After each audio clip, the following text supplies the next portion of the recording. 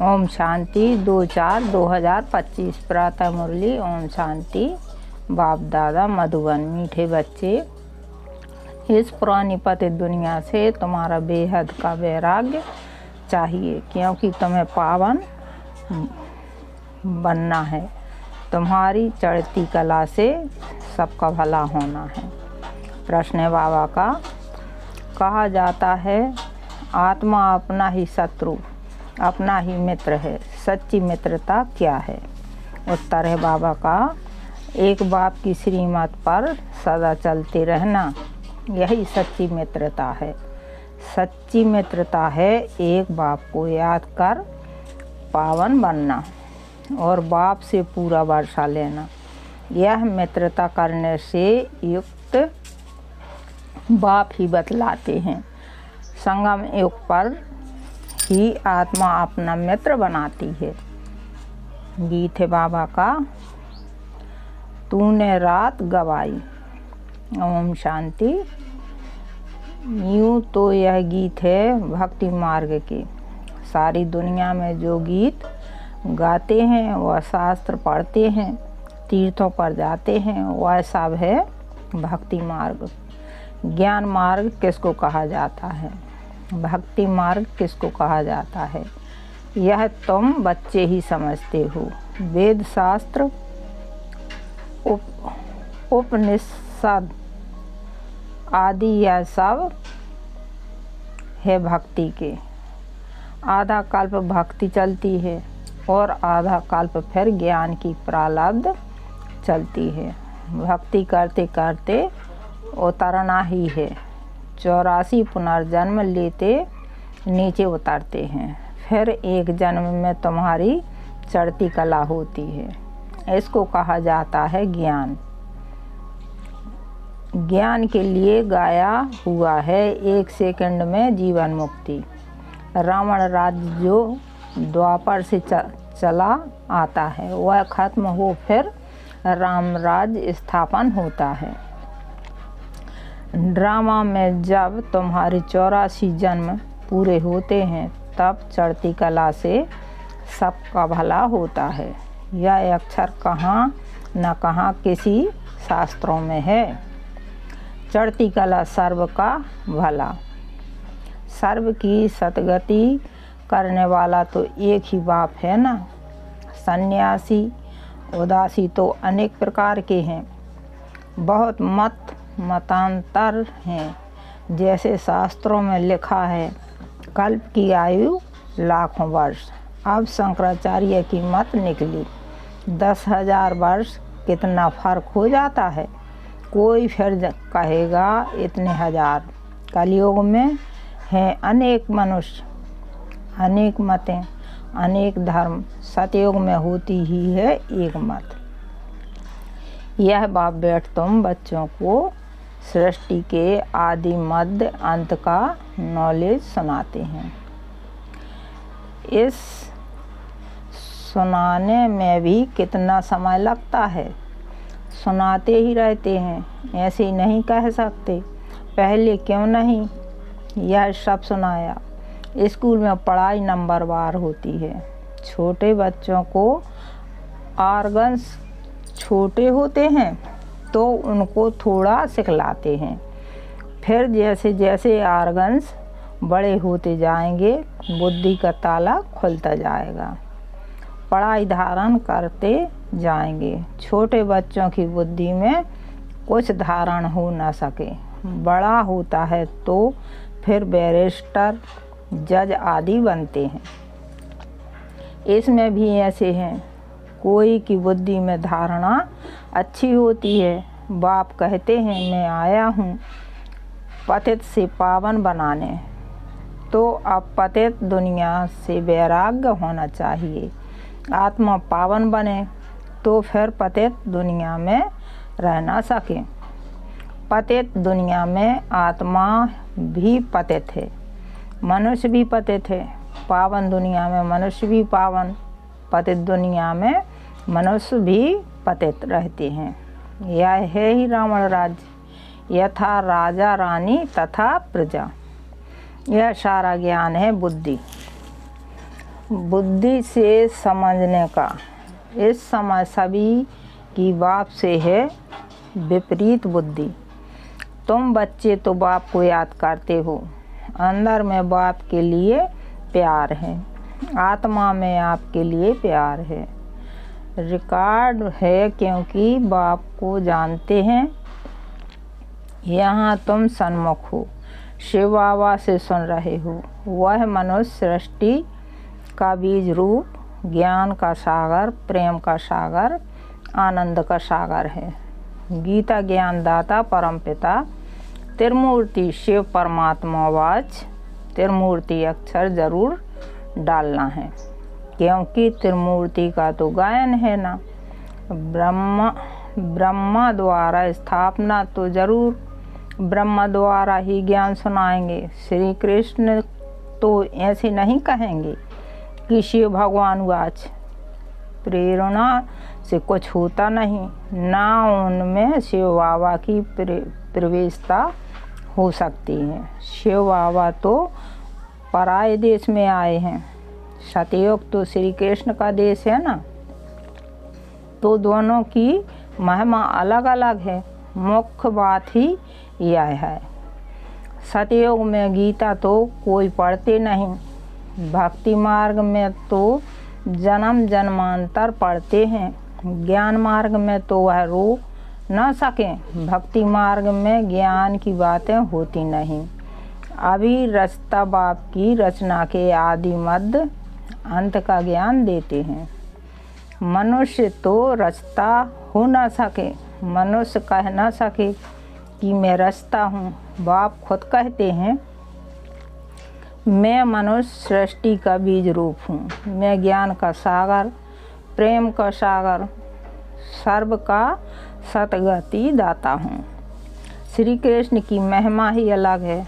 तो यह पूरा कॉन्ट्रैक्ट लिखना चाहिए जो मनुष्य पढ़ने से झट समझ जाए कि गीता का ज्ञानदाता श्री कृष्ण नहीं है। इस बात को स्वीकार किया तो यह तुमने जीत पहनी। मनुष्य श्री कृष्ण के पिछाड़ी कितना हैरान होते हैं। जैसे शिव के भक्त शिव पर गला काट देने को तैयार हो जाते हैं, बस हमको शिव के पास जाना है। वैसे वह समझते हैं श्री कृष्ण के पास जाना है, परंतु श्री कृष्ण के पास जा ना सकें। श्री कृष्ण के पास बलि चढ़ने की बात नहीं होती है। देवियों पर बलि चढ़ते हैं, देवताओं पर कभी कोई बलि नहीं चढ़ेंगे। तुम देवियाँ हो ना, तुम शिव बाबा के बने हो ना। शिव बाबा पर भी बलि चढ़ते हैं। शास्त्रों में हिंसक बातें लिख दी हैं। तुम तो शिव बाबा के बच्चे हो, तन मन धन बलि चढ़ते हो और कोई बात नहीं। इसलिए शिव और देवियों पर बलि चढ़ते हैं। अब गवर्नमेंट ने शिव काशी पर बलि चढ़ाना बंद कर दिया है। अभी वह तलवार ही नहीं है। भक्ति मार्ग में तो आप घात करते हैं। यह भी जैसे अपने साथ शत्रुता करने का उपाय है, मित्रता करने का एक ही उपाय है जो बाप बतलाते हैं। पावन बनकर बाप से पूरा वर्षा लो, एक बाप की श्रीमत पर चलते रहो, यही मित्रता है। कहते हैं जीवात्मा अपना ही शत्रु है। फिर बाप आकर ज्ञान देते हैं तो जीव आत्मा अपना मित्र बनती है। आत्मा पवित्र बन बाप से वर्षा लेती है। संगम युग पर हर एक आत्मा को बाप आकर मित्र बनाते हैं। आत्मा अपना मित्र बनती है, श्रीमत मिलती है तो समझती है हम बाप की मत पर ही चलेंगे। अपनी मत पर आधा कल्प चलें, अब श्रीमत पर सतगति को पाना है। इसमें अपनी मत चल ना सके। बाप तो सिर्फ मत देते हैं। तुम देवता बनने आए हो ना, यहाँ अच्छे कर्म करेंगे तो दूसरे जन्म में भी अच्छा फल मिलेगा। अमरलोक में यह तो है ही मृत्युलोक। यह राज्य भी तुम बच्चे ही जानते हो, सो भी नंबरवार। कोई की बुद्धि में अच्छी रीति धारणा होती है, कोई धारणा नहीं कर सकते, तो इसमें टीचर क्या कर सकते हैं? टीचर से कृपया व आशीर्वाद मांगेंगे क्या? टीचर तो पढ़ाकर अपने घर चले जाते हैं। स्कूल में पहले पहले खुदा की बंदगी आकर करते हैं। हे खुदा, हमको पास कराना, तो फिर हम भोग लगाएंगे। टीचर को कभी नहीं कहेंगे कि आशीर्वाद करो। इस समय परमात्मा हमारा बाप भी है तो टीचर भी है। बाप की आशीर्वाद तो अंडरस्टूड है। बाप बच्चे को चाहते हैं, बच्चा आए तो उसको धन दूं, तो यह आशीर्वाद हुई ना। यह एक कायदा है। बच्चे को बाप से वर्षा मिलता है। अब तो तमो प्रधान ही होते हैं जाते हैं। जैसा बाप वैसे बच्चे। दिन प्रतिदिन हर चीज़ तमो प्रधान होती जाती है। तत्व भी तमो प्रधान ही होते जाते हैं। यह है ही दुखधाम। 40,000 वर्ष अभी और आयु हो तो क्या हाल हो जाएगा। मनुष्य की बुद्धि बिल्कुल ही तमो प्रधान हो गई है। अभी तुम बच्चों की बुद्धि में बाप के साथ योग रखने की रोशनी आ गई है। बाप कहते हैं जितना याद में रहेंगे उतना लाइट बढ़ती जाएगी। याद से आत्मा पवित्र बनती है, लाइट बढ़ती जाती है। याद ही नहीं करेंगे तो लाइट मिलेगी नहीं। याद से लाइट वृद्धि हो पाएगी। याद नहीं किया तो कोई विकर्म कर लिया तो लाइट कम हो जाएगी।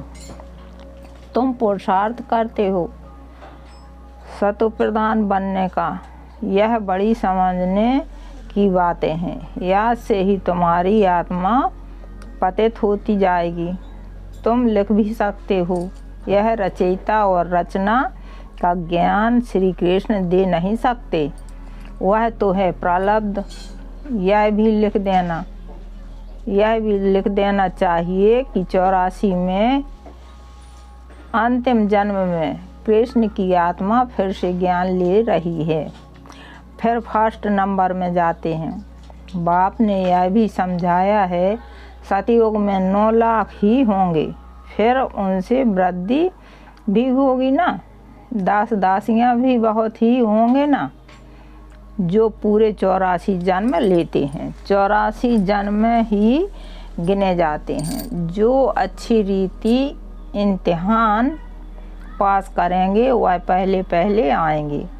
जितना देरी से जाएंगे तो मकान पुराना तो कहेगा ना। नया मकान बनता है, फिर दिन प्रतिदिन आयु कम होती जाएगी। वहाँ तो सोने के महल बनते हैं, वह तो पुराने हो ना सकें। सोना तो सदैव चमकता ही होगा। फिर भी साफ ज़रूर करना पड़े। जेवर भी भल पक्के सोने के बनाओ तो भी आखिरीन चमक तो कम होती है। फिर उनको पॉलिश चाहिए। तुम बच्चों को सदैव यह खुशी रहनी चाहिए कि हम नई दुनिया में जाते हैं। इस नरक में यह अंतिम जन्म है। इन आँखों से जो देखते हैं जानते हैं यह पुरानी दुनिया, पुराना शरीर। अभी हमको सतयुग नई दुनिया में नया शरीर लेना है। 5 तत्व भी नए होते हैं। ऐसे विचार सागर मंथन चलना चाहिए। यह पढ़ाई है ना, अंत तक तुम्हारी यह पढ़ाई चलेगी। पढ़ाई बंद हुई तो विनाश हो जाएगा। तो अपने को स्टूडेंट समझ इस खुशी में रहना चाहिए ना। भगवान हमको पढ़ाते हैं। यह खुशी कोई कम थोड़े ही है, परंतु साथ साथ माया भी उल्टा काम करा लेती है। 5-6 वर्ष पवित्र रहते, फिर माया गिरा देती है। एक बार गिरे तो फिर वह अवस्था हो ना सके। हम गिरे हैं तो वह घृणा आती है। अभी तुम बच्चों को सारी स्मृति रखनी है। इस जन्म में जो पाप किए हैं, हर एक आत्मा को अपने जीवन का तो पता है ना। कोई मंद बुद्धि, कोई विशाल बुद्धि होते हैं। छोटेपन की स्त्री याद हो रहती है ना। यह बाबा भी छोटेपन की स्त्री सुनाते हैं ना। बाबा को वह मकान आदि भी याद है, परंतु अभी तो वहाँ भी सब नए मकान बन गए होंगे। 6 वर्ष से लेकर अपनी जीवन कहानी याद रहती है। अगर भूल गया तो डल बुद्धि कहेंगे। बाप कहते हैं अपनी जीवन कहानी लिखो। लाइफ की बात है ना। मालूम पड़ता है लाइफ में कितने चमत्कार थे। गांधी, नेहरू आदि के कितने बड़े बड़े वॉल्यूम बनते हैं। लाइफ तो वास्तव में तुम्हारी बहुत वैल्यूबल है, वंडरफुल लाइफ है। यह है मोस्ट वैल्यूबल, अमूल्य जीवन। इनका मूल्य कथन नहीं किया जा सकता। इस समय तुम ही सर्विस करते हो। यह लक्ष्मी नारायण कुछ भी सर्विस नहीं करते। तुम्हारी लाइफ बहुत वैल्यूबल है, जबकि औरों का भी ऐसा जीवन बनाने की सर्विस करते हो। जो अच्छी सर्विस करते हैं वह गायन लायक होते हैं। वैष्णव देवी का भी मंदिर है ना। अभी तुम सच्चे वैष्णव बनते हो। वैष्णव माना जो पवित्र हैं। अभी तुम्हारा खान पान भी वैष्णव है। पहले नंबर के विकार में तो तुम वैष्णव पवित्र हो ही। जगत अम्बा के यह सब बच्चे ब्रह्म कुमार कुमारियाँ हैं ना। ब्रह्मा और सरस्वती बाकी बच्चे हैं, उनकी संतान। नंबरवार देवियाँ भी हैं जिनकी पूजा होती है। बाकी इतनी भुजाएं आदि दी हैं वह सब हैं फालतू। तुम बहुतों को आप समान बनाते हो तो भुजाएं दे दी हैं। ब्रह्मा को भी 100 भुजा वाला 1000 भुजा वाला दिखाते हैं। यह सब भक्ति मार्ग की बातें हैं। तुमको फिर बाप कहते हैं देवी गुण की भी धारण करने हैं। किसको भी दुख ना दो, किसको उल्टा सुल्टा रास्ता बताएं, सत्यानाश ना करो।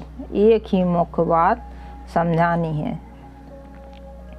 कि बाप और वर्षे को याद करो। अच्छा मीठे मीठे सिकलंदी बच्चों प्रति मात पिता बाप दादा का याद प्यार और गुड मॉर्निंग। रूहानी बाप की रूहानी बच्चों को नमस्ते। हम रूहानी बच्चों की ओर से रूहानी माता पिता बाप दादा को नमस्ते नमस्ते, याद प्यार, गुड मॉर्निंग, शुक्रिया बाबा शुक्रिया। धारणा के लिए मुख्य सार। गायन व पूजन योग्य बनने के लिए पक्का वैष्णव बनाना है। खान पान की शुद्धि के साथ साथ पवित्र रहना है। इस वैल्यूबल जीवन में सर्विस कर बहुतों का जीवन श्रेष्ठ बनाना है। दूसरा पॉइंट है बाबा का, बाप के साथ ऐसा योग रखना है जो आत्मा की लाइट बढ़ती जाए। कोई भी विकर्म कर लाइट कम नहीं करना है। अपने साथ मित्रता करनी है। वरदान है बाबा का, स्व स्थिति की सीट पर स्थित रह परिस्थितियों पर विजय प्राप्त करने वाले मास्टर रचयिता भव। स्वस्थिति की सीट पर स्थित रह परिस्थितियों पर विजय प्राप्त करने वाले मास्टर रचयिता भव। कोई भी परिस्थिति प्रकृति द्वारा आती है, इसलिए परिस्थिति रचता है और स्वस्थिति वाला रचयिता है। मास्टर रचता है और रचता हुआ मास्टर सर्वशक्तिमान भी हार खा नहीं सकते। असंभव है, अगर कोई अपनी सीट छोड़ते हैं तो हार होती है। सीट छोड़ना अर्थात शक्तिहीन बनना। सीट के आधार पर शक्तियाँ स्वतः आती हैं। जो सीट से नीचे आ जाते हैं उन्हें माया की धूल लग जाती है। बाप दादा के लाडले मरजीवा जन्मधारी ब्राह्मण कभी देह अभिमान की मिट्टी में खेल नहीं सकते। इस लोगों ने बाबा का दृढ़ता कड़े संस्कारों को भी मोम की तरह पिघला कर खत्म कर देती है। दृढ़ता कड़े संस्कारों को भी मोम की तरह पिघला कर खत्म कर देती है। अव्यक्त सारे कंबाइंड रूप की स्मृति से सदा विजयी बनो। जैसे ज्ञान स्वरूप हो ऐसे स्नेह स्वरूप बनो। ज्ञान और स्नेह दोनों कंबाइंड हो, इसलिए ज्ञान बीज है, पानी स्नेह है। अगर बीज को पानी नहीं मिलेगा तो फल नहीं देगा। ज्ञान के साथ दिल का स्नेह है तो प्राप्ति का फल मिलेगा। ओम शांति, ओम शांति।